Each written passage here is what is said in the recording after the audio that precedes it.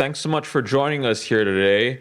I'm Blaze Lovell. I'll be moderating today's panel alongside politics editor Chad Blair. Thank you for joining us at our second of 3 legislative updates that we'll be having this session. Just a few reminders, this event is being recorded. Please turn off or silent your cell phones if you have not already. And also please be respectful. If you have any questions, find one of our volunteers. There's Skip and Gunda helping us out today. They just wave their hands in the air. They have these note cards, and if you have a question for one of our panelists, please write that down on a note card. Ask them for a pen and a note card that they'll give one to you, and give it to one of our volunteers or someone in a Civil Beat staff shirt. Once again, this event is being recorded, so if you just shout it out, we're not going to be able to hear you. Introducing our guests today. On the left, we have House Majority Leader Sean Quinlan. He represents the North Shore in House District 47. To his right is Minority Leader Lauren Matsumoto from House District 38. That's Mililani, Waipio Acres, and Mililani Mauka. Senator Stanley Chang was also invited for this panel, but unfortunately he's not feeling well today and wasn't able to make it. So we're just going to get right into it. You know, folks, we're at the middle of the legislative session. It's an important session. We just want to get your thoughts right now. What's on your mind as we're nearing the halfway mark? Go first. Sure. I mean, I think top of mind are looming federal budget cuts. We have, and it's not just necessarily funding to departments like Department of Education or Department of Human Services. We also have thousands of federally funded, partially or wholly federally funded positions across almost every department in the state. And we have a lot of grant funding that goes to the University of Hawaii. We have a lot of grant funding that goes to our nonprofits. We've been seeing accounts being frozen sort of without rhyme or reason or explanation and then unfrozen several days later. It's very early in the process. You know, unfortunately, we are already passing out our version of the House budget, but we expect things to change substantially by the end of April and early May when we make our final decisions. And I think we are anticipating having to come back for a special session to deal with whatever else might come down the pipeline after we gavel out of session. For me, looking at really at the state level, I think one of the things has been encouraging is seeing how many people who have gotten involved in the process. We saw a lot of bills this year that were considered pretty controversial that turned out thousands of people. And so really encouraged that the legislature has, you know, not immediately, but has slowly responded to some of those issues, whether it was marijuana or whether it was the immunization bill. And to me, I think that's something I wanted to highlight because so often, you know, people think my voice doesn't matter, what I say doesn't really account into the process. And I think the message that I'm hoping that we continue, we're not perfect. We still have a lot of things to do when it comes to transparency. And I'm perfect. I'm not. But I think one of the things that we really wanted, that I wanted to highlight was that people's voices do matter.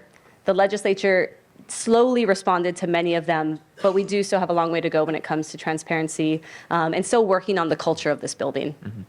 Majority Leader, I want to follow up with you on this possibility of a special session. Would this be one special session? Could it be a series? Could you tell us more about that? It's hard to know. There are a number of TROs and potentially some looming injunctions that have been issued in different courts across the nation. We don't know what the administration's response to those TROs will be. They may decide to forge ahead. You know, even contravening the judicial guidance that they've received. So we're cautiously optimistic. We did start the year with a good reserve in our budget. We have been quite fiscally prudent over the last few years, and I'm thankful for that. But, you know, I'm sort of, my mindset or my mental framing is I'm operating as if we have no extra money right now, and that a lot of what we'll be doing is playing defense instead of creating new programs, new positions, new initiatives. Mm-hmm. We'll definitely come back to the budget in a bit, but I wanted to follow up with you, Rep. Matsumoto. You know, obviously transparency has been a big deal in this building in the last few years. What are some ways do you think the legislature could make itself more transparent? Our caucus put in a lot of bills on government reform and transparency, and one of the biggest ones that I was pushing this year is for fiscal notes.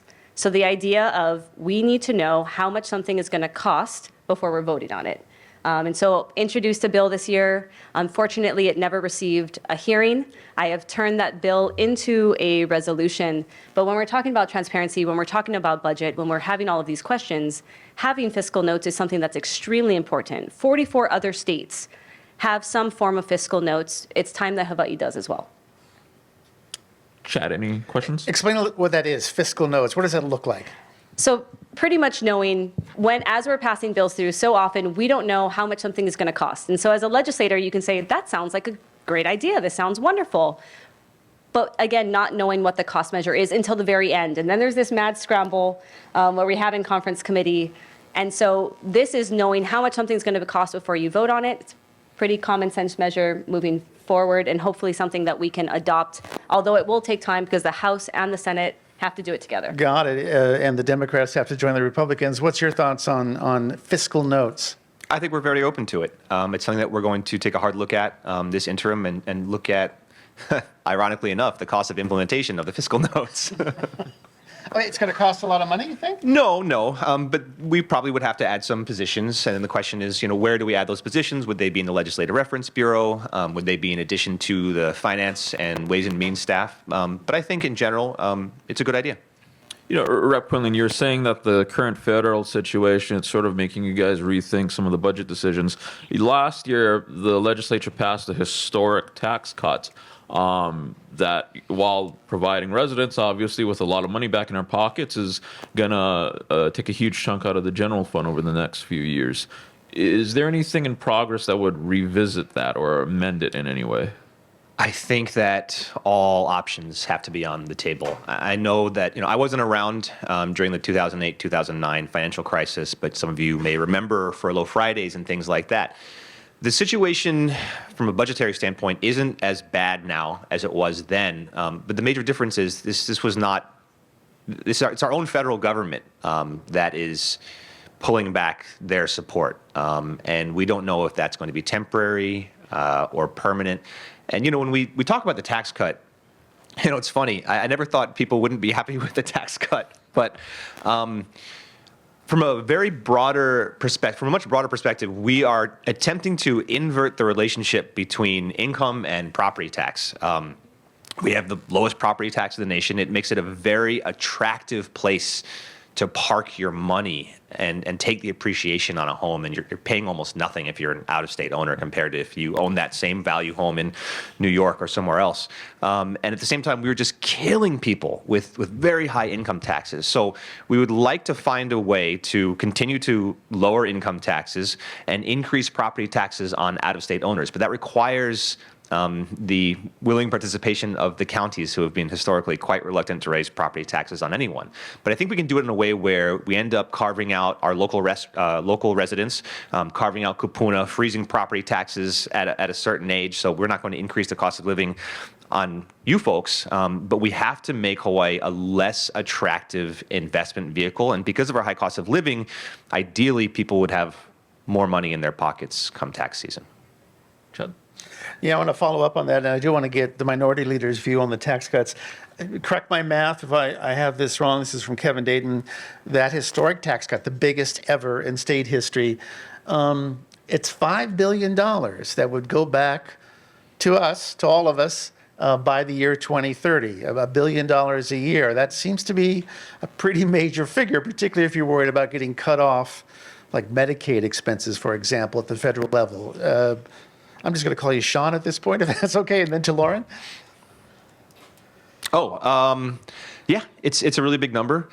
And again, because we passed out those tax cuts and we, did it in a phased approach, and we also put a lot of money away, more than some people thought we should, because you got to understand, if you're the finance chair or you're the Ways and Means chair, you've got all your members coming to you from different areas, different committee jurisdictions saying, we need this for agriculture. We need this in the housing market. And they're all great ideas and they're all important, but there's a limited pool of money to go around. So because we passed this tax cut, some members didn't get some of their projects financed, and it's always it's a hard thing to deal with.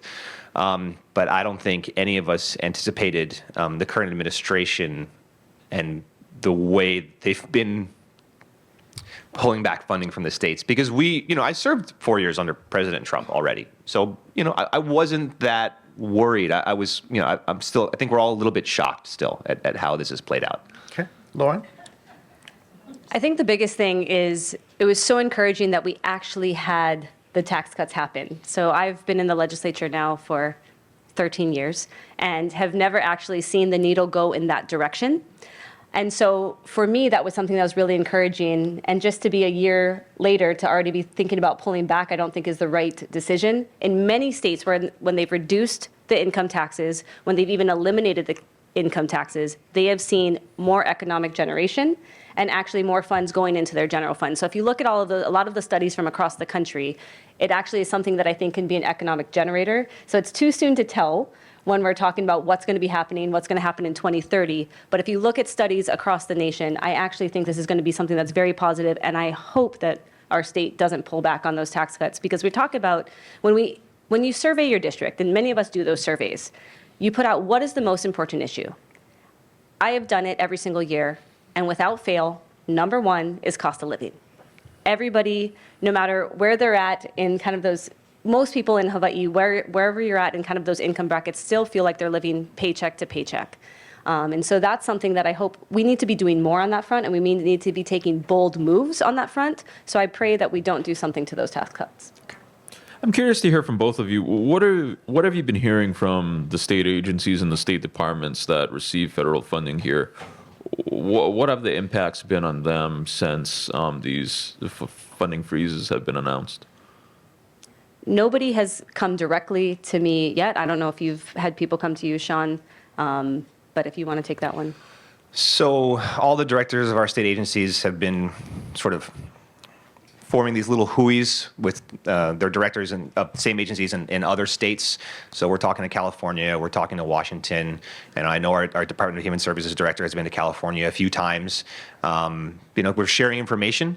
It's sort of an all hands on deck right now. And I had a briefing a few weeks ago from Lieutenant Governor, who came down to give us an update on the federal situation. And she said, I'll come back tomorrow, and I hope we'll know tomorrow. When she came back the next day, she said, we're more confused than we were yesterday.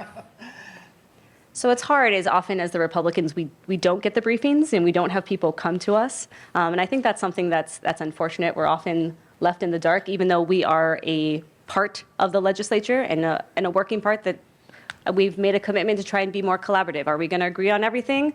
No, right? We saw that very clearly. But again, so for some of those briefings or some of those updates, I really wish that the minority party would get all of those updates. And you would assume we would because we're part of the legislature, but that doesn't always happen. If I could ask both of you, just how worried are you that Medicaid, health insurance for the poor, I'm not talking about Social Security or Medicare, the other entitlements, but Medicaid has already been identified by the House GOP, some in the Senate, by President Trump, by Elon Musk, I suppose. It's also been identified by Governor Green, saying that's a very big worry. How concerned are you that Medicaid to people that are vulnerable, who can't afford health insurance, how concerned are you about that? Extremely concerned. I mean, we're talking about potentially $3.2 billion over 10 years. That's $320 million a year that we would have to come up with from our state budget. And, I've always been of the mind that we should be expanding access to healthcare, not limiting access to healthcare. It's terrifying. And I could be wrong, but every report that I have gotten is that Medicaid is not going to be touched. And so what's hard for me is what's put in the news and what's been pushed out in other channels. And so I have a hard time, as many do, of weeding through what is actually going to be happening. And so watching it as it goes through. But absolutely, people need to be making sure that we're taking care of our citizens here in Hawaii and looking on how we're going to adjust as a state if we need to. It has been confusing because sometimes the president has said, we're not going to touch that. And then he said, we are going to touch that. And then we're not. The figure, as Sean indicated, though, is about 350 million annually. Medicaid would take the hit. As we all know, the Congress is trying to pass a budget. It has to happen within the next 10 days. And as I understand it, it is, in fact, something that is being heavily debated right now. Please. Governor Josh Green in this morning's paper said that he wants to take a more conciliatory approach with the Trump administration. What do you both make of that? I think I would defer to the minority leader to answer that. I mean, I guess I'll say I'm encouraged. I think I'm somebody from the mindset that working together is always the best way forward, making sure you can always have conversations, even if you you disagree greatly. I think many people know, even just that's my own philosophy. If you have a bill that I have a completely opposite stance for, I will always sit down and have those conversations because I always learn. So I'm encouraged by that. We'll see what happens going forward, but that seemed to be after he came back from the trip he had to DC with all of the governors. So it'll be interesting to hear as he explains more what that's going to look like. Moving on now to the topic of pay raises. Yesterday, the Salary Commission voted on its most recent pay raise proposal that would see the salary for both of you rise up to $97,000 from $74,000 right now. That would go into effect in 2027. Eventually, that salary would increase to $114,000 by 2031. Now, Rep. Diamond Garcia has already said that he'll introduce a resolution to reject those pay raises. I wanted to ask, I guess I'll start with you, Rep. Quinlan. What are the prospects that these raises survive this session? That's a good question. Both the House and the Senate would have to vote to reject the pay raises. So I think we need some time for people to digest the numbers that came out. I don't even know if any of our members have really had the time to sit down and think about it. And I think a lot of us will be hearing directly from our districts, our constituents, about how they feel about it. I feel like the process is really difficult. So the Salary Commission puts these numbers out, which in my mind are way too high. You ask most people, is this an acceptable salary for the legislature especially? And it's not, right? And so the thing that's difficult is the only choice we have is to accept or reject. We can't go back and say, hey, can we negotiate? We've had many of our members, like Rep. Garcia, testify at the Salary Commission hearings, and they moved it a little, but not enough. That's a huge jump from what we're currently making. And so I know for right now, the vast majority, if not all of our caucus, is not in favor of the current proposal. Again, we'll see what happens as it moves through, but I wish the general public also fully understood the process, because when I talk with those in my community, they think we set the numbers for our pay raises, and that's not the case at all, and it's not even something we can even negotiate. And so that's unfortunate. And I know why it's there. There's mechanisms there on purpose, but it's unfortunate that you're just given a number and that's what you go with. And if I understand correctly, if the legislature rejects the salary increase, it's not just for the legislative branch, it's the judicial salaries and the executive branch salaries, correct? We are having a hard time recruiting judges. Yes, we are. A follow-up to this, is $72,000 enough for a lawmaker? And I guess a better way to phrase the question is the legislature really a full-time job? I mean, even though you guys only meet from January to May, in fact, you're doing things all year round. Does it amount to more than what you're being paid for now? Are you being compensated for the work that you do? Well, Thanks, Chad. You're welcome. I took a pretty hefty pay cut to come. I made two really bad financial decisions in my life. One was marrying my wife, God bless her, and the other one was becoming a politician. I can't have a second job, right? I know people say, well, it's a part-time legislature, go get a second job. What second job could I get that wouldn't be tainted in some way by the position of power that I hold? In the 80s and 90s, it was very common for legislators to have very high-paying second jobs working for some of the largest corporations and companies in the state. Some of them work for the Big Five. I can't in good conscience. The other day I was thinking, maybe I could get a job as a valet parker. I'm a pretty good driver. I'll make good tip money. I used to dance hula. Yeah, right? And then I realized, oh my gosh, I'm the tourism chair. If I go to a hotel and ask them for a valet parking job, they're going to give it to me because I'm the chair of tourism. It's even that level of job. Can I be assured that they're not just hiring me because they want something from me, some kind of quid pro quo? And look, every legislator is different in the way that they approach this job. And when you are a member of leadership, I know that Lauren works incredibly hard. She's got to wrangle all of her members, deal with us, deal with the press, set strategy for the whole caucus. So I would consider her to be very full-time while she tries to raise two young children. Same for me. I mean, since I became the majority leader, I have, in August, whatever it was, after the primary election, I've been here every single day, 8 to 6, 9 to 5. I'm here during session. I'm here on the weekends. My son, he's 6. He does not like me being the majority leader. I can tell you guys that right now. And it's become, in the 90s and before, gavel out, we're done with session, you go back to your district. If someone wanted to get a hold of you, they had to like mail you a letter or like, call you on a landline to your office, and then your office manager would call you on your landline. Now, everybody in my district has my cell phone number because my mom gives it out at Foodland.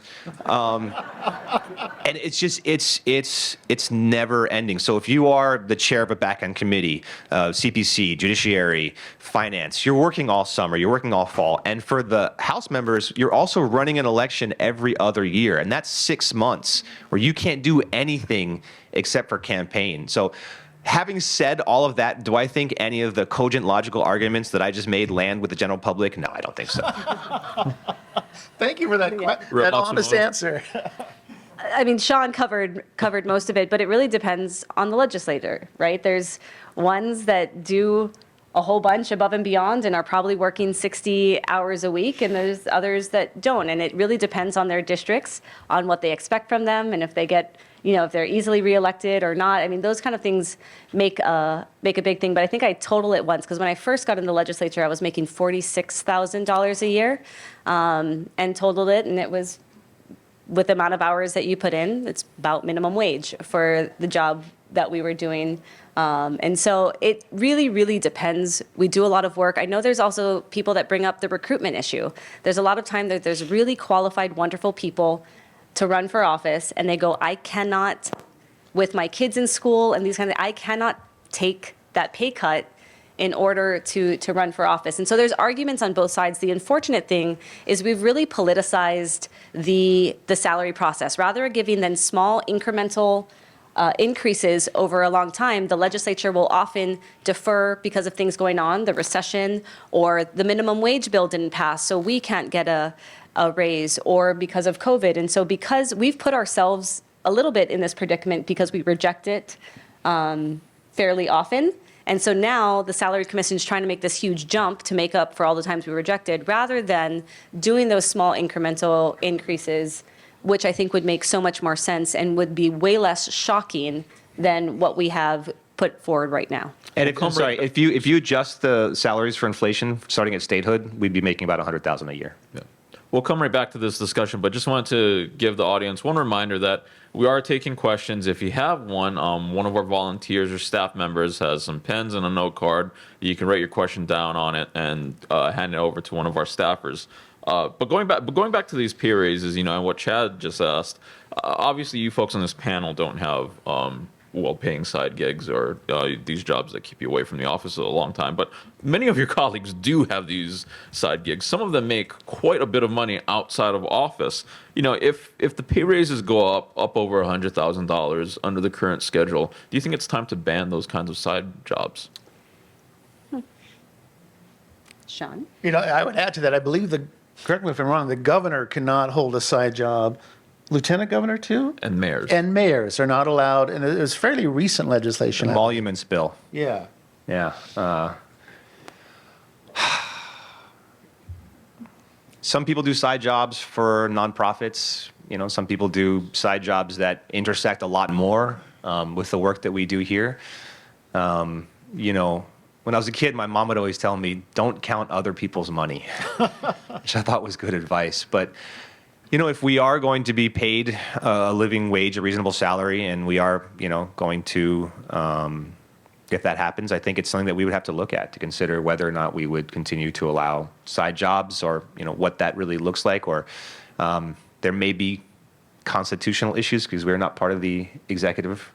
I don't know. So, interesting question.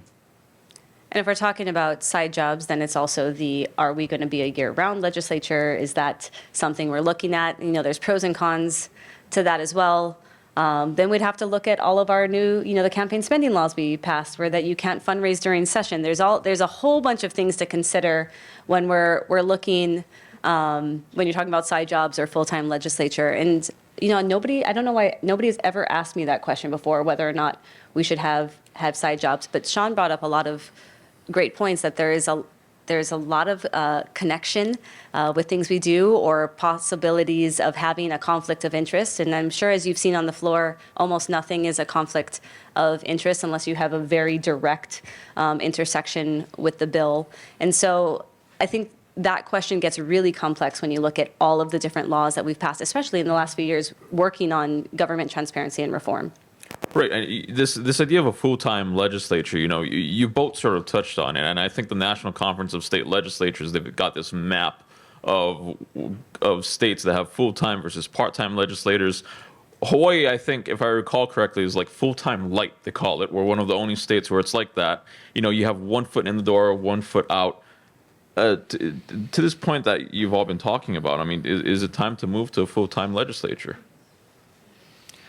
Okay, so Hawaii is really very unique in that we have the fewest number of politicians per capita of any state in the nation. We have these enormous counties. We have a relatively small legislature, House and Senate. There's 76 of us. So you end up with a lot of power concentrated in the hands of very few people. I often wish, for years I've been saying, man, I wish you just had like 2 more weeks in conference. Like 2 more weeks could make a huge difference rather than have that crazy time crunch at the end. But then part of me thinks like, oh, you know what we do? We just procrastinate 2 extra weeks and wait till the last day again because that's human nature. So I'm very open to the idea of a full-time legislature. We do have, we're undergoing a study right now to see what does that look like in terms of staffing, in terms of costs, in terms of timelines and schedules? It would allow us to respond with more agility to the frequent disasters that happen. I mean, like Lauren was saying, the reason why we never raise our salaries, well, it used to be we set our own salaries, right? And we created the salary commission to take it out of our hands. And then we still defer because there's a financial crisis, tourism dropped through the bottom, there's COVID, the federal government is cutting all of our funding. So, I'm very open to the idea, and I think, Speaker Nakamura has also made it clear that she wants to seriously explore it. I'll give you a politician's answer. It depends. And so one of the things is what's difficult is that we can only introduce bills within this week and a half time frame at the very beginning of January. And so often people come to me in March or August with things that they would like to introduce, and that's just, they can't do it. They have to wait a whole nother year. So there's pros there where we can actually be doing work throughout the year, similar to the city council. The other side of me also thinks that's a lot of time to mess with things and mess things up. Depending on how it is laid out and how we do the process, because all the states that have full-time legislatures, they have a very different process in how they run it. So my it depends really comes down to how are we setting it up? What does that look like? Are we a few days out of the week? Do we have session times and non-session times where we meet? Is it there's committee weeks and non-committee weeks? And so it really depends how it's set up. It's not as easy, like I said, of saying, yes, we should go full-time or not. Chad, we've been getting some audience questions. You want to turn to some of those? Yeah, my first question is, if it's a full-time ledge, does that mean we're covering the legislature full-time? Probably is, but it's good to be employed. And they should increase your salary if we do. Oh, there we go. We don't have an independent commission. We are at the half an hour mark. We have 1 hour to go. And thanks, Blaze. I do have some questions. I was covering the Senate yesterday. Blaze was covering the House because Kevin was covering the Salary Commission, Kevin Dayton. But there was a pretty big debate over immunization in the public schools. And I don't remember the last time I saw a bill, maybe same-sex marriage, that attracted so much testimony. I want to say literally thousands of pages. And I'm wondering if you could explain, both of you, a little bit about what you saw. First of all, explain what that bill would have done. I believe it was killed. Is that correct? Okay. Lauren, first. So what this bill would have done is it would have taken away the religious exemption from the immunization process, because they were saying we're not hitting herd immunity, not enough children are getting their vaccines, and so this is something that we need to pass for public health. And I think what we saw was a huge outpouring, even parents that were coming in and saying, my kids are fully vaccinated, but taking away any of those options of exemptions is not something we're in favor for. And one of the things we talked about is trust in government is at an all-time low. And when you mandate something, people start to trust even less. And so, again, we saw over 2,000 pages of testimony of people come out in opposition to this bill. And so that was what I was talking about at the beginning, of seeing the people's voice, people coming out, even if, like I said, they vaccinate their own children. It was removing that exemption and having no other option moving forward. And it wasn't just for public schools, it was for public and private schools. So for parents who would want to opt out of that, their only option would be for homeschool. And so something that we saw, and our caucus saw as we read through, all of that testimony, is that's why we proposed, we had a floor amendment on the floor yesterday to have it where that the religious exemption is put back in, but if you opt for that, you have to go through an informed consent process, meaning they have to go through what are the benefits, what is herd immunity, and go over all of those things before you can opt out. That way, we're focused on the education piece for people and not the religious exemption. And you hear Governor Green, he went on the news and did say there's some space for religious exemption, but sometimes people are just using that and it's not actually a religious exemption. And so then the question goes, do we do something like other states where there is a philosophical exemption? But something that was really clear is that our state did not have a definitive process on how to do those exemptions. And you saw that during COVID, where people were going off and having to, get letters from their religious advisor, and it wasn't very clear what the process would be for their employer. And so something that we wanted to make sure is we put in that, what we said, compromise bill, where it is that informed consent, that the floor amendment never got heard because the bill did get recommitted, and so essentially to committee, and which killed it. But again, that was probably the most testimony I've seen for a long time. And so for those who are not involved in the legislative process all the time, most of our bills get 3 to maybe 15 pieces of testimony. Maybe there'll be a few more if it jumps up, but not in the thousands. And so taking that into context, that this was something that people came out for. So over 2,000 pieces of testimony in opposition and about 100 in support. But yet I think people were frustrated because that bill still passed out of committee, we put that in. There weren't any substantive amendments made coming out of committee. What's happening? Why isn't our voice being heard? Okay, Sean, I do want to hear from you. What went into the majority caucus's decision-making process to recommit that bill yesterday? Didn't have the votes. Very simple. Couldn't get to 26. Sorry. I would love if a bill could die on the floor. Let's stay with bills that were recommitted or killed, even though they did pass out of committee. Sean, this is from one of our readers. You, more or less, with Chris Todd, led the charge to recommit the cannabis bill in the House. And just to make sure everyone's clear, recreational marijuana is dead for the session. Was another bill to expand the decriminalization amount, but it is dead. Some people, at least our readers, are saying that was frustrating. It passed 2 committees. You even voted in favor of House Bill 1246, and then suddenly there on the floor, there's this dramatic action on second reading, not the final vote on this. Could you tell us a little bit more what happened there? Because it seemed like the ledge was working the way it was supposed to, and then all this drama happened on the floor. Okay, so a couple things, and this is really difficult to explain to people or who haven't been around this building a lot, but in my role as majority leader and in Chris's role as caucus leader, it is my job to defend the motion. It's not like I was like, hey, you know what? I wake up this morning, I'm like, I'm gonna kill cannabis. That's my, and here's my dastardly plan. When it became apparent that we didn't have the votes and we started the recommittal motion, it's, as the majority leader, I have to stand up in support of the recommittal motion because I am the leader of the majority, the Democrats in the House. It's also part of my job to vote yes on bills because it's my job to build consensus, to support the committee chairs, and to keep legislation moving. And that means sometimes I vote yes on things that I don't necessarily fully believe in or I feel are flawed in their current iteration, but it's part of my job to continue that conversation and try to fix legislation as it moves through the body. The decision to recommit for me was, okay, Yes, politicians are supposed to lie, right? It's like part of our job description. But I made a commitment. Don't lie here. I made a commitment a long time ago that I'm not going to lie to the public, and I'm certainly not going to lie to my constituents. So one of the biggest issues that comes up in my district all the time is, are we going to get? So I'm the North Shore of Oahu, so I go from Wailua up to Turtle Bay down to Kahana. We got one road. It's one lane in each direction.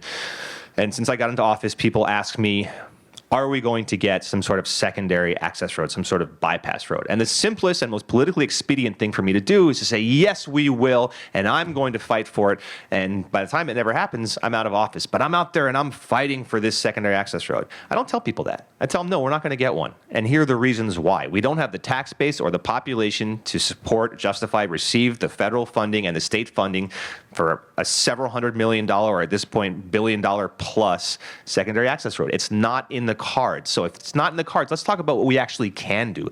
Let's talk about ways that we can improve our traffic, ways that we can be more resilient, ways that we can have a plan for tsunami or hurricane evacuation. And let's not waste our mental energy. And I'm not going to stand up in front of, one of my town halls and say, yeah, I'm that guy. I'll go fight for that. And that's how I felt about cannabis. I knew with 100% certainty that we were unable to pass it over to the Senate. So rather than tell people, yeah, sure, we're going to do this, no worries, we're going to keep it moving, oops, I don't know what happened, it died, and have continuing coverage of will they or won't they pass cannabis, which distracts from the stuff that we actually are working on, that we actually can pass. I personally felt that it was best to just end it there. And I'm sure, thanks in part to Civil Beat's reporting, it reflected poorly on me. But I knew when I took the job as majority leader that it wouldn't all be sunshine and roses. And, that is part of my job. Well, actually, I'll say as a reporter, I'm grateful that you responded to the media inquiry about that, because I think a lot of people are following it. And we should also point out that the Senate also rather mysteriously killed essentially the same bill. It was the same bill. It was scheduled for two committees, including Ways and Means, and then it was pulled from the hearing. So they didn't even bother to hear it at all. But Lauren, did you want to chime in? I don't know where your caucus stood on the recreational marijuana, which wasn't just for a recreational pot for adults. It was also to deal with the medical cannabis program, to also deal with hemp. You would set up a new agency within DCC. I can't remember which agency. I think it would be. But did you have any comment in terms of your party's perspective? Well, I'm going to comment first. I'm a process person.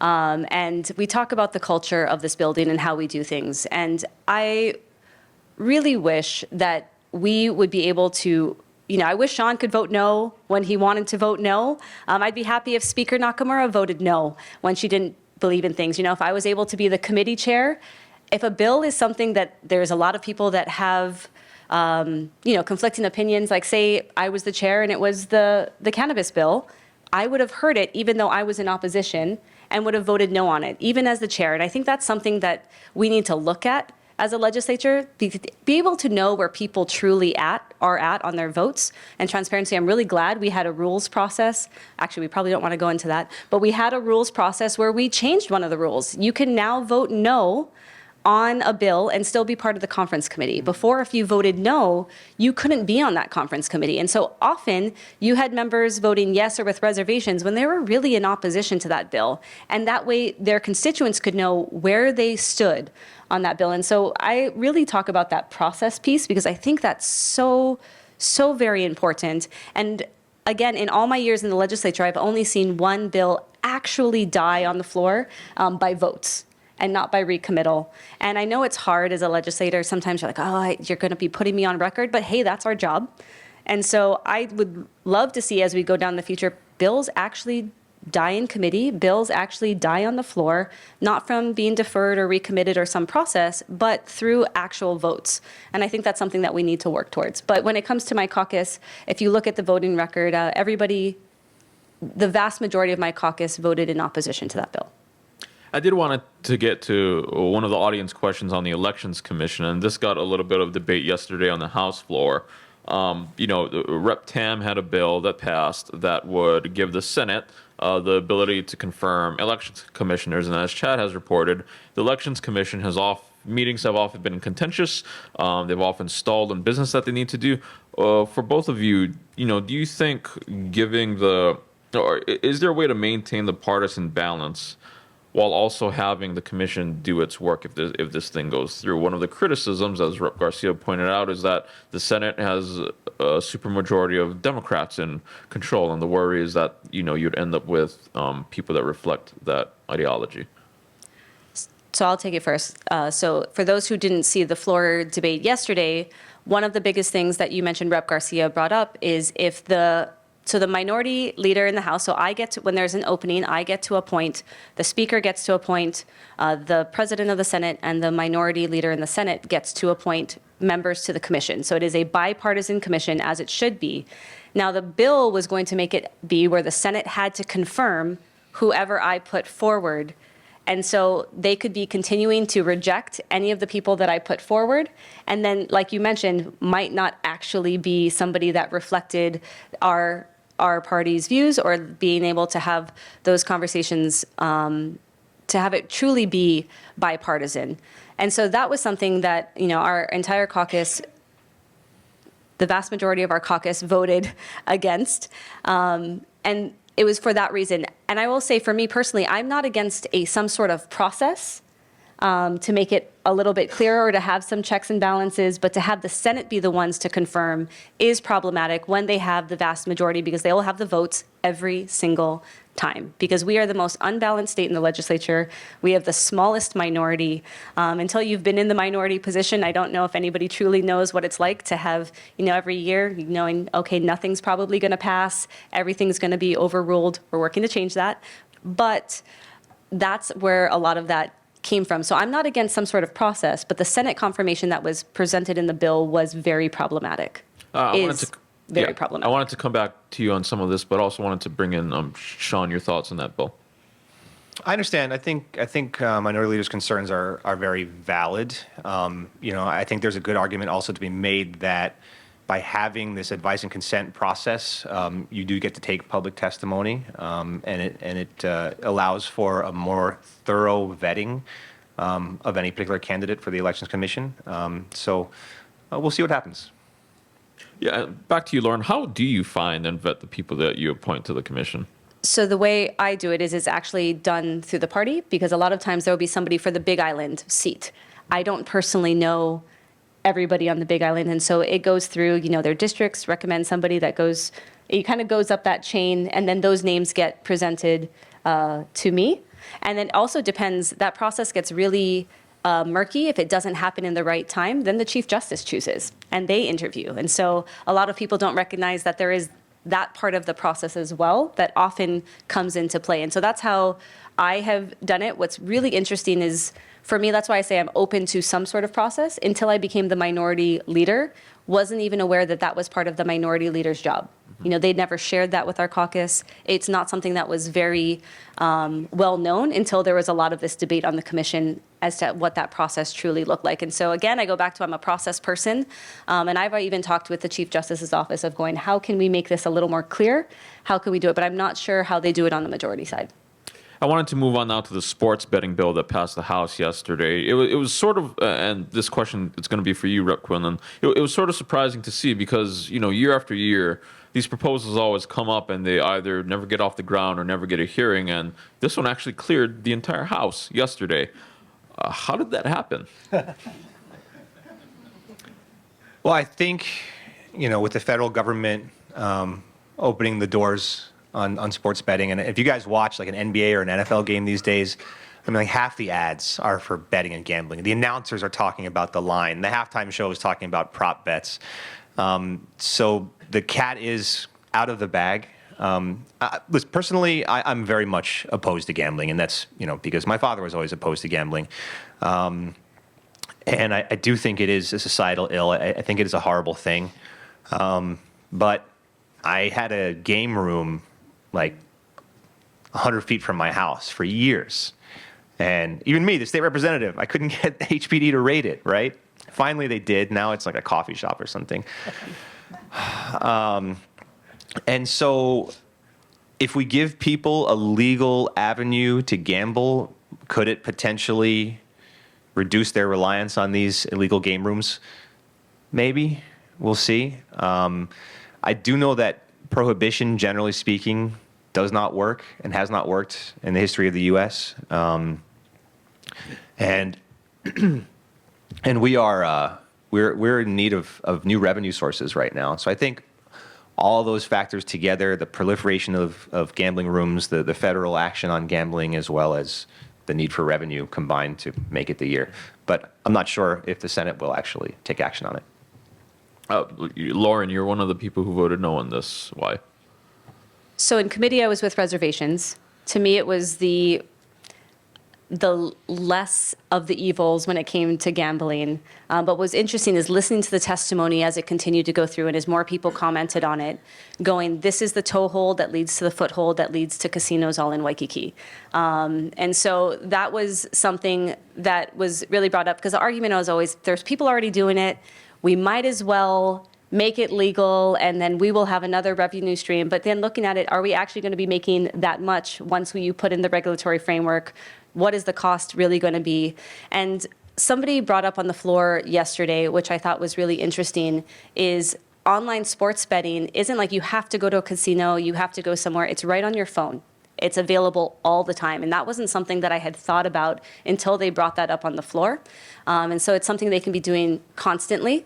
And so when they were talking about that, that was something that weighed in to those decisions. And then, the Office of the Prosecuting Attorney shared concerns about heightened criminal activity. And again, if we continue down the path of going forward with this, that leading to more and more gambling as we go down the line, because it probably, once you open that up and you put in the regulatory framework, it's not going to stop there. Sean, I wanted to go back to you on this idea of the revenue generation. One of the criticisms of sports betting in other states is that the sports betting companies don't actually keep a lot of the handle, a lot of the total of what's wagered as their net revenue. And that means that the states are left picking from a really tiny pot of money. Here the industry experts said that Hawaii could expect to generate anywhere from $10 million to $20 million in tax revenue. I mean, is that worth it given all the worries that people have? Well, so we made some amendments to to increase the taxation rate. So we're looking at between 20 and 30 million.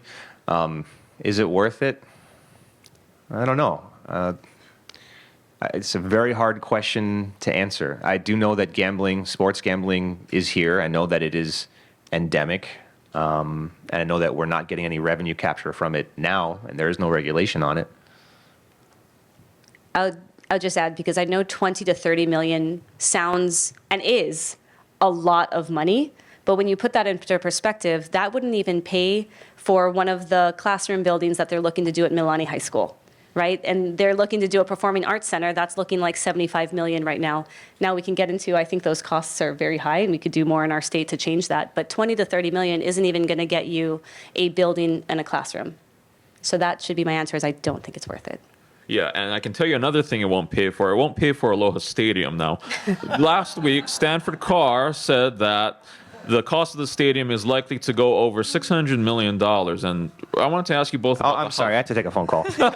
Well, no, wait, stay right here, because yesterday the House passed a bill that would essentially kill the project, hand the money over to UH instead. Sean, this is the second year in a row that a measure like this has passed. Why is the House so intent on yanking the stadium? I don't think we're intent on yanking the stadium. It's a last resort in case the NASED deal falls through, that we do have another viable vehicle moving, sitting in the Senate, ready and waiting to be taken up. Have you heard that that's a possibility, that things might not pan out by June? I think it is a possibility. And so, talking about that, our caucus was mixed on this, and a lot of times you'll find that in the legislature is, where is your district located, right? Is the stadium going to be in your district? Is it near your district? Is it not? Or are you the representative from Manoa where you have UH in your district? And so I think we saw a little bit of that on the floor yesterday, but a lot of us saw this as the plan B in case it falls through, which is why I ended up voting for it yesterday on the floor. Yeah, so please don't think of it necessarily as a referendum on whether or not we should build a stadium. It's just, I think it was prudent lawmaking. Chad? I live in Manoa, and it was the representative from Manoa who's been pushing the bill for Ching Field, which died last year, as we all know, Glenn Mackay speaking about. where you're from, this Aloha Stadium is his area too. That's interesting. Real quick follow to that, and then I wanted to go to a more substantive question. This was the Senate's idea. It didn't last very long. Casino at the Hawaii Convention Center and or at, is it NASID? Is that how we're pronouncing that acronym? I never know how. NASCD. But that's however you like. that's the entertainment housing complex for the new revitalized $600 million Aloha Stadium. So the question is, what do you think about it? The House didn't have to deal with it. Are you open at all to this idea of casino? Because it would conceivably bring in revenue. Sean and then Lauren. Casinos are tough. If you've ever been to a casino and, you see someone sitting there at a slot machine and you come back 12 hours later and the same person is still sitting there, it's a really sad thing to see, to contemplate. The House had a few years ago considered giving DHHL the ability to create a casino. I would be very hesitant about opening a casino in Hawaii. I think you can probably tell from my previous answers where I stand on this, but I'm not in favor of the casino idea. I think what makes Hawaii so unique is our beautiful outdoors, where we live, and again, being inside, sitting at the same place for five hours is something that's not what we want to be promoting in our state. I thought what was one side note to casinos, I thought what was really interesting of when I went to Korea, that you cannot go into a casino unless you have a foreign passport, so that your people in your area are not falling to some of the ills of gambling, but that you're still having that revenue generation. So I thought that was something that was a really interesting and unique take on it. But for the vast majority, against casinos. But again, there's something that you can think of out of the box ideas or places that do things really uniquely. I think John Mizuno actually one year when he was still in the House had an idea for a casino in Waikiki, but if you had a state ID, they wouldn't let you into it. You had to have an out-of-state ID. Obviously, that measure didn't go all the way through. I was a tourism chair. I didn't hear the bill. But speaking of John Mizuno, I did want to ask about Kauhale. Up until recently, John, led those initiatives. He's since been moved himself to the Department of Transportation. That's a whole nother story. But funding for Kauhale and Ohana zones also passed the House and now moves to the Senate. Some of these projects, as Civil Beat reported, particularly those off the grid, have been quite expensive and pricey. Do you folks want to see more oversight of how this money is spent? I think it's important that anytime the legislature appropriates money, that there's oversight. But I do support the program. And so 10 years or so ago, the city of Denver did an analysis of the 50 or 100 homeless people that were costing the city the most amount of money. The number one person was costing them $500,000 a year because almost every single day of the week he was getting an ambulance, police, fire. And there's a substantial cost associated with all those resources. When for $30,000 or $40,000 a year, you can house somebody. I think it's not just necessarily a moral obligation. It makes good financial sense. When it comes to how do we address our homeless or houseless issue here in Hawaii, what's been interesting is I feel like over the course, again, of the last decade, I've seen us go through, and it's always a different program. Are we going to be doing Ohana zones? Are we doing housing first? Are we at Kauhale? What are we doing now? And it seems like we have been throwing a lot of money into the issue, but not getting a lot of return on investment and not really helping the people who truly need it. And so, again, I think a lot of the questions on the floor when that bill passed through the House was, what are we spending the money on? There was also, talking about Kauhale and having it be used for reentry when you come out of prison. But is that the original intent for Kauhale? I was always saying that this is to be able to house those who need the housing when they're homeless. But now we're adding a whole bunch of other things in, as we like to do in the legislature, cram everything into one sort of project. But again, we've heard many different versions, like I said, housing first or Kauhale, and I don't know if we've really moved the needle. Actually, if you look at the data, the needle has gone in the wrong direction. And so I think, again, really looking about how much money are we putting in, and are we putting money in the right spots? Mm-hmm. We've gone for about an hour. There's about half an hour left. Just wanted to remind the crowd another chance to have your questions asked. We've got these note cards over here. If you have one, grab one and a pen and write it down and get it to someone in a Civil Beach shirt. Chad, did we have any audience questions you wanted to get to? Yeah, you probably see me looking at my screen here. It's the staff slacking me. And this is the question. For years, advocates have been coming to the legislature asking for paid family leave, which is dead this session. The advocates are almost universally women. How do we get men to care? So, Lauren. you can go first, Sean. Lauren, Sounds- go ahead. I've always been very supportive of paid family leave. And if you look at particularly Nordic countries and Northern Europe in general, it's been very successful there. There's a lot of research that shows that, when fathers are allowed to take leave when a child is born, it results in better outcomes for that child over time. And there's actually a huge benefit to our society as a whole. So, I'm very supportive of it. I think most of my members are very supportive of it. And I hope one day we can get it done.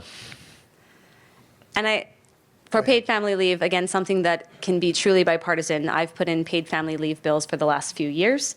And I think it's something that's really important. It was interesting. A really quick story is I gave birth to my second child right before the legislature started. And it was interesting because we had a paid family leave bill that year. But I had no way of taking maternity leave. We don't have sick days here. We don't have days off. Everything is just public perception. And in one day, you can miss 200 votes. And so it was something that I had really pushed here at the legislature to have, you're either present or you're excused. And so I pushed to have a maternity designation at the legislature because if I'm excused, I could be giving birth to my daughter or on a cruise to the Bahamas. It would be the same exact thing. And so what's interesting is we still have to work on how we do it here. But definitely something that I've always been in favor of and pushing for, and we'll see what happens in years to come. Mm-hmm. One of our audience members, they want to know what the legislature is doing this session to help protect our kupuna.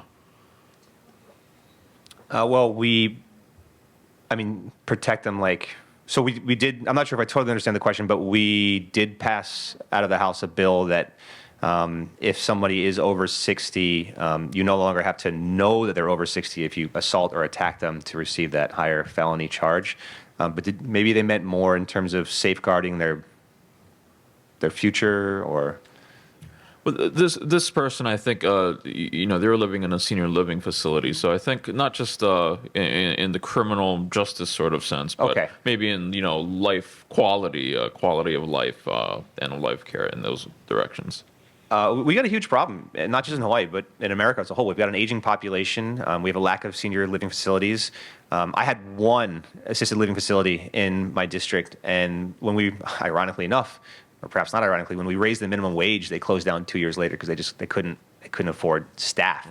I think when I go to other countries and I see these vibrant outdoor spaces like in China or Japan, and I see groups of seniors, doing Tai Chi together or dance classes, it's wonderful. And we don't seem to have those spaces for our seniors here. I really worry about them being alone in their homes without enough social contact, without enough mental stimulation. So something that we really have to get better at and fast. So I'll just start with, if we go with the crimes against kupuna, our caucus also put that bill in. So glad to see something like that is moving forward. But for me, a lot of it boils down to cost of living, which ends up being a huge issue, especially once you're on a fixed income for our kupuna, right? That's when they're really facing issues. We can talk about this later, but we've put in a bill to eliminate the GET on food and medical services, and we're one of the only states that don't do this. I was really encouraged this year. I've put that bill in for 10 years straight. It has never received a hearing. This year it did receive a hearing. And it had 47 pieces of testimony in support, no opposition. Unfortunately, didn't pass out through the House. But I think it's things like that what we really need to start looking at. And the other thing, what makes Hawaii so unique is really our family unit. And so we're talking about assisted living, but I think one of the things we've done well is continuing to push forward with assisting the caregivers. And being able to still have them within their home. My 94-year-old grandma just moved in to be with my parents, but it is a full-time job. My mom is pretty much tied to the house 24/7 to be there with my grandmother because she needs around-the-clock care. But when we're really, I think the things I've been liking the most is when we're trying to support those caregivers because it is difficult. And often you're having, my 67-year-old mother taking care of her 94-year-old her mother. I guess by the age, my mother would be considered a kupuna now. And so, again, really pushing through and helping the caregivers so that it can happen within the family unit. Of course, not everybody has that, but being able to support those families when we can. The paid family leave would have helped do exactly that, would it not? Next question. Magic wand question. Is there an unsung issue, a pet issue for either of you, for the both of you, that you would love to see gain traction this year? Maybe something that we haven't talked about that you've been pushing for some time. Sean? I think that, so in our Hawaii revised statutes, we have a duty to retreat, which means that if somebody comes into your home with the intent of doing you harm, you just got to keep moving backwards. And I think we should strike that language out. I think people should be able to protect themselves in their own home. This is the stand your ground, although it's misleading. Absolutely not, Chad. We call it safe at home. I've rebranded it.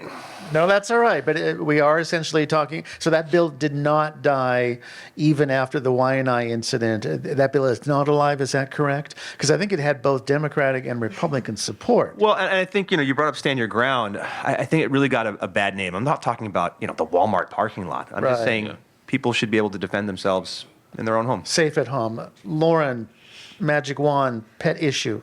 I'm going to go back to the GET on food and medical services. I think that's something, again, especially on the medical services piece. We're one of the, again, only states that charge the GET or have the GET on medical services. And what was interesting is you had so many of those come out from the Nurses Association, from the physicians. We have a physician and a nurse shortage here in our state. That's something that could go a long way to really help them. And so it's, I think, something that hopefully, again, unfortunately it's dead this year, but that we really need to take a good look at. But because I talked about that, I just wanted to also plug one of the other bills that did pass out of the House is our Individual Housing Account Program bill. It's a program that already exists. It used pre-taxed dollars, so your income pre-taxed, to be able to save up for a down payment. When you talk to people, one of their biggest hurdles to be able to own their own home is that down payment. And so this is, again, currently a program that already exists, but almost nobody uses it because currently it's capped at $5,000 a year. It's going to take people a very long time to save up for a down payment if we only give them $5,000 a year. So we wanted this bill to be able to be $20,000 per year with a $200,000 cap because unfortunately, if you look at the price of housing, you'll pretty much need a $200,000 down payment to go with it. And so this is something that I think is an easy lift. It is not creating a new program. It's something that already exists. It's just changing the amounts that you're able to save up within the year.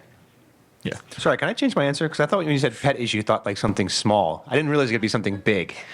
Magic It could wand. be anything. Magic wand. If we're talking magic wand, public housing in a big way. So part of the problem is that we've got this 201H process to build affordable housing, and people are using LIHTC tax credits, and we get these 5149 affordable units where they're 51% of the market rate. You want to slow down there? Sorry, 49% of them are affordable, and it's a joke. We're basing all this off of AMI, and so we're housing some components of the upper middle class, but what about everybody else? The state needs to get involved in I don't want to call it public housing, but in building housing at various levels with different land tenures. So we need affordable rentals, we need leasehold, we need fee simple, we need units that are at that $350,000 price point that people can actually afford to get a loan on. It would require a significant investment of state funds. I'm talking billions of dollars over 10 years, 20 years. But if we don't do it, the problem we're faced with now is that we're having more births than homes built every year. And every year that I'm here, we say, this is the year we're going to fix housing. This is the year we're going to fix housing. But we can't just make this huge investment. We also have to look at every aspect of our rules and regulations on the county and the state level. I mean, look, over the last 40 years, we've done all these things that in a vacuum, they're great. 343D, the environment. Who doesn't love the environment? Of course I support more environmental protections. Cheape, State Historic Preservation Division. Yes, we want to preserve our history. Yes, we want to care about, Iwi Kupuna. Yes, we need a burial council. And then you layer all of these things on top of each other. Now we've gotten to the point where the regulatory burden is has a stranglehold, a chokehold on our housing market. We can't get developers to come in and build because they can't do developments that pencil out because we slow them down and we slow them down and we slow them down. And the dwelling unit revolving fund and the rental housing revolving fund need to be more agile. And I think we need to stop lying to ourselves that all of these 5149 projects are going to somehow lift us out of this morass that we're stuck in. I'm so encouraged that we're talking about the regulatory framework, that we're talking about what the permitting process looks like, because I think that's something that we've been talking about on the minority for a long time, and we're on the same page now going forward. Here we go, fist bump. What parts of those, obviously, if, like you mentioned, 343, the environmental review process, if that was completely axed, I think there might be an uproar, but what parts of it do you think could be loosened that could help out development of housing? Well, we can improve it. We can have, because the whole thing is kind of like a shell game, right? So I'm a developer. I want to do a project. I pay some very expensive consultants to do an environmental impact statement. It goes for review. And if I have good consultants, everything says FONSI, finding of no significant impact. Is it really possible that with all these thousands of EISs that are being churned out every year, that there's no significant impact from any aspect of any development? So we can streamline the process. Or I'll give you a good example, the State Historic Preservation Division. Right now, if you're doing a multi-phase development, whether it's affordable housing or anything else, at every phase of the development, you have to stop and come back to Cheape, the State Historic Preservation Division, even if the material facts haven't changed, even if nothing has changed about your project, nothing about the historical significance has changed, you still have to come back. That slows everything down.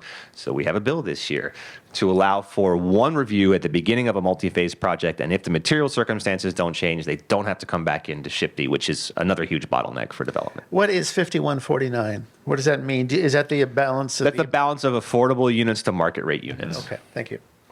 Next question. You mentioned, Sean, that your mom gives out your cell phone so people can find you. Lauren, I know that you're very visible in your community. What's something that a constituent should not do to reach you or to persuade you? What bugs you?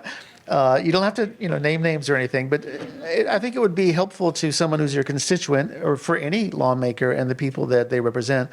What's a no-no that just isn't going to help you try and get your issue heard at the ledge? Lauren. If I'm a bridesmaid, my son is also in the wedding as well as my husband, that might not be the time to ask me a question. That's something, and it sounds funny, but it happens all the time. Or if I'm at the beach with my children who are very young, trying to make sure they don't drown, that might not be the best time. So I think it's interesting because it seems like such common sense, but I can't tell you how many times it happens where it's not being aware of the surroundings.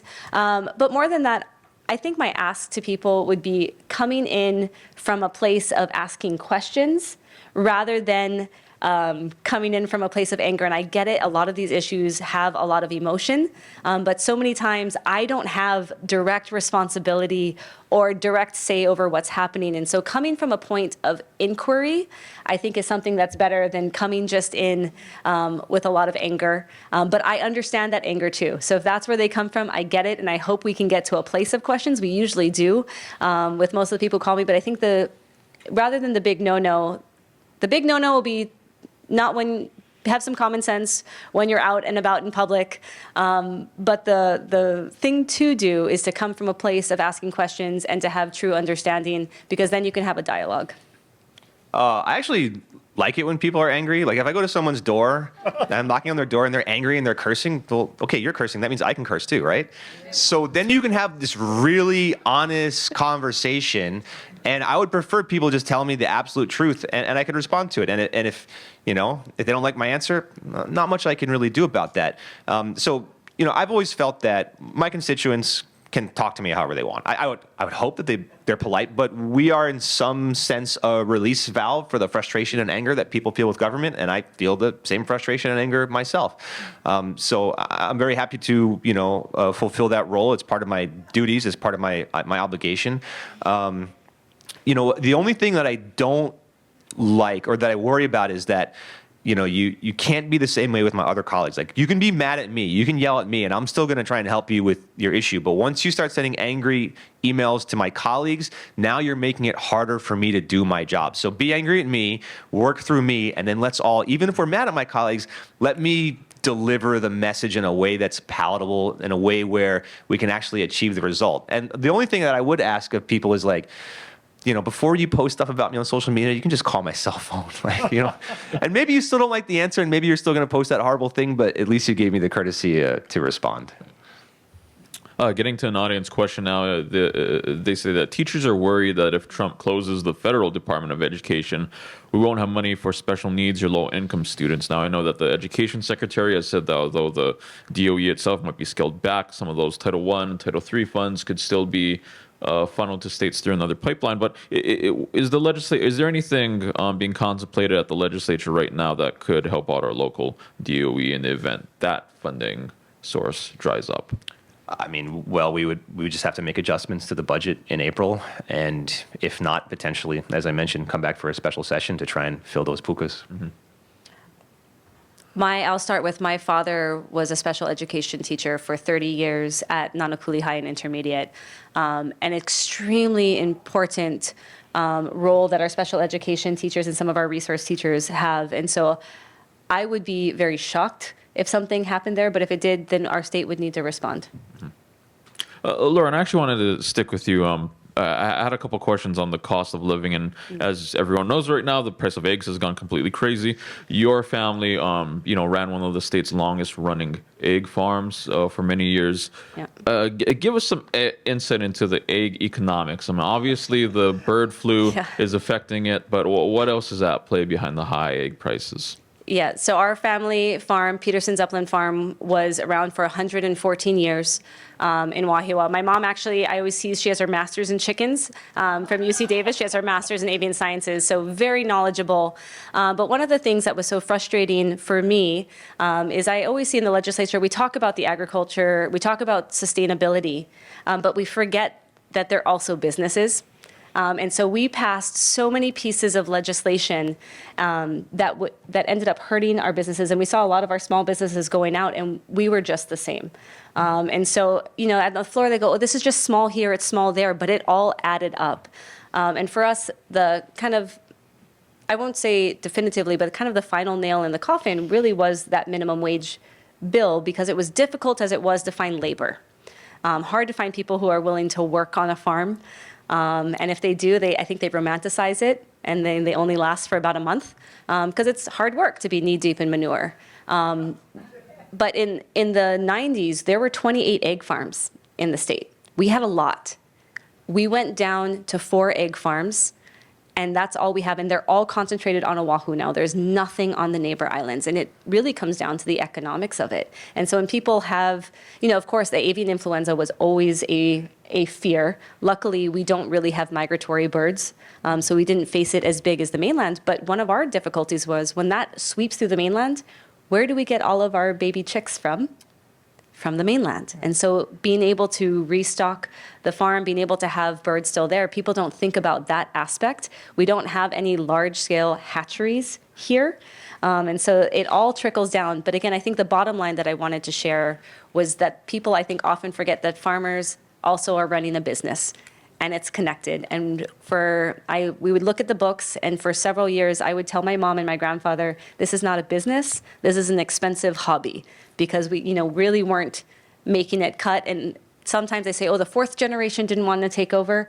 That's not true. They just couldn't afford to pay us. And so it's really unfortunate. You see many of the small farmers going out, and people who have been there for generations. And so it would have been really nice to have another farm right now. When the eggs are flying off the shelf, and we talk about food security, we need to look at the whole picture and not just on ag policy. Mm-hmm. Rep. Quinlan wanted to ask you, what are some, I guess, cost of living measures that have been floating around this session that might have passed the House? It's very difficult for a government to pull some of the levers that we would need to for these cost of living issues. I think that the tax cut was a good start. I think that at some point we have to look at our entire scheme of tax credits and GET exemptions. If we eliminated every single GET exemption, we could probably lower the GET significantly. But a lot of those exemptions are protected by very powerful interests, as are some of our tax credits. A lot of what we try to accomplish from the standpoint of cost of living is something that is better done by, or more easily done by, the federal government. So if you look at, for example, like we're finally getting a universal preschool. We're getting close to universal preschool, right? So we're opening all these classes. Imagine if the federal government in their infinite wisdom had said 20 years ago, we're going to fund it nationwide. That is a huge cost of living component, right? Because childcare, a preschool these days is probably $1,500 a month. Even the very bare minimum level of childcare is $500. It was $2,400 a month per kid. Okay, so see, it's I see Kavika pointing over there. it's gone up just since my kid got out of preschool, right? And if the mom has to stay home and look after the kid, I mean, you're taking someone out of the workforce. You're taking tens of thousands of dollars of income away from the family. So I think right now, besides the tax cut, the biggest thing that we're doing is we're opening a ton of new preschool classrooms. And I'm very grateful that Lieutenant Governor Luke is leading the charge on that, because she just has so much knowledge and ability to bring people together from her time as finance chair. Chad? Yeah, we have just, we're in the last 10-minute stretch here, and thank you both for taking so many questions. I mean, we were going to have a third panelist with Stanley Chang. It would have been nice to have him talk about housing, but hopefully we'll get... My housing plan is kind of like Stanley's plan. Okay, well, that's good. You guys heard a little bit of Stanley's plan. I'm not going to ask you about the Singapore model, though. From the readers, what will happen to assistance for us folks in older condominiums with infrastructure problems? My HOA fee went from $500 a month to $1,300 a month in less than 10 years. I'm on a senior budget. I know there is some condo legislation that's moving. Sean and then Lauren. So there's some, I wouldn't call it good news, but there's some news. So the reinsurance market has somewhat stabilized. It was a 28% jump 2 years ago, and the last year it's only gone up about 4%. So it's still increasing, but it's stabilizing. Most of these, well, not say most, but a lot of these HOA increases are driven by the cost of insurance.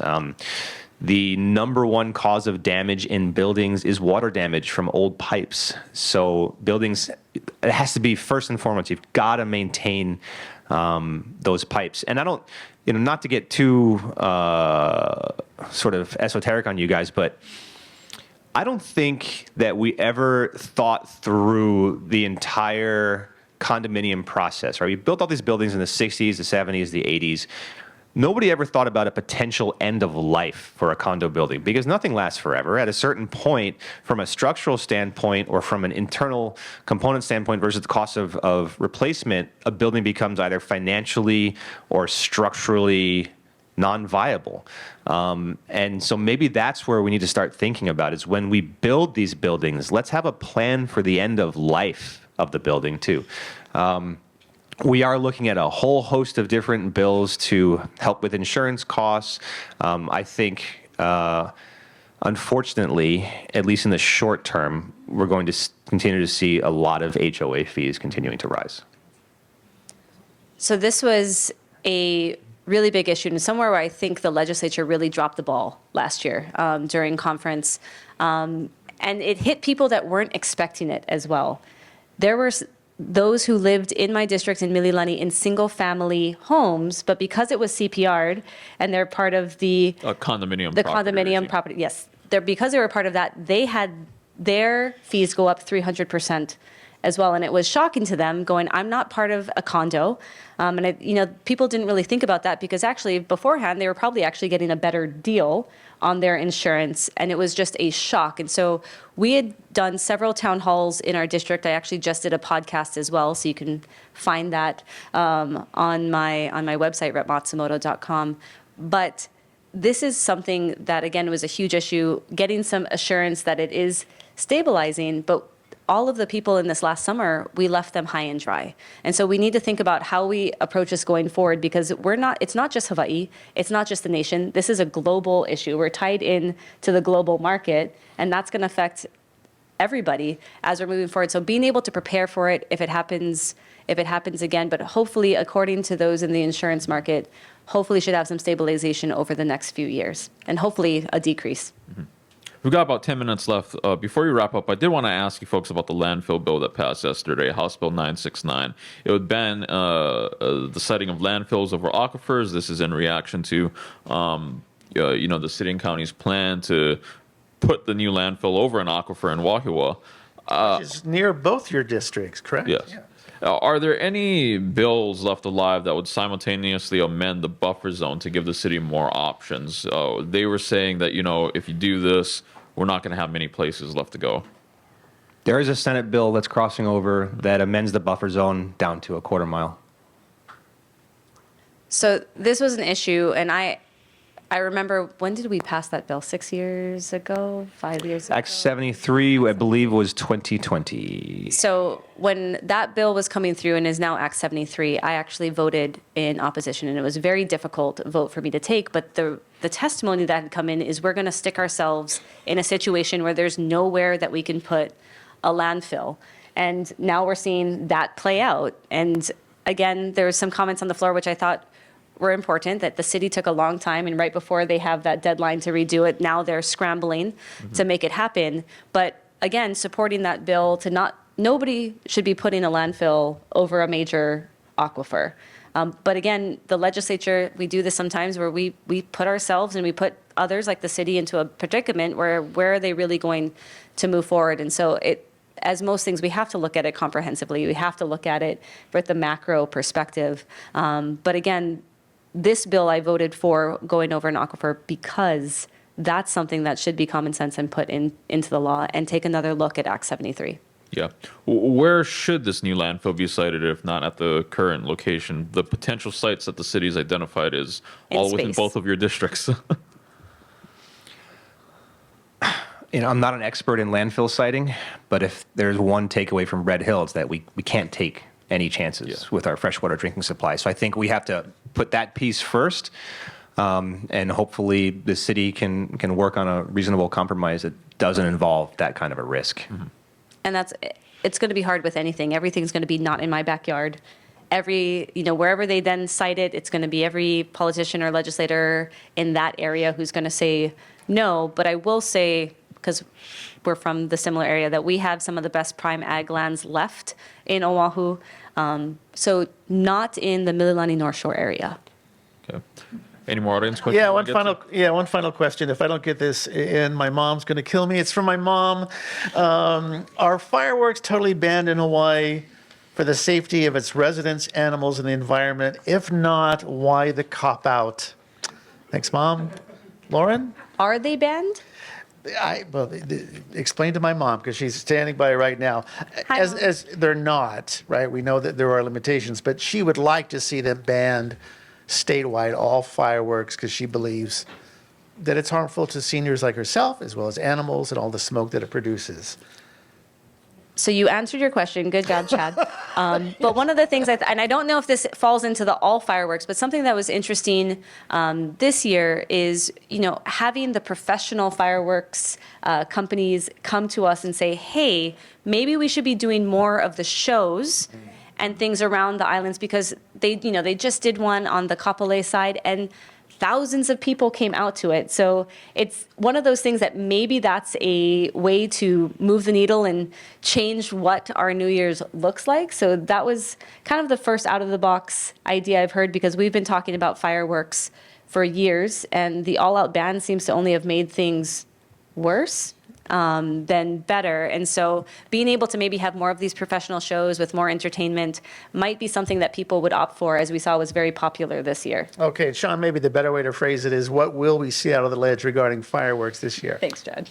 Well, we have a number of different bills moving. We're going to make it even more illegal, which should definitely fix the problem, right?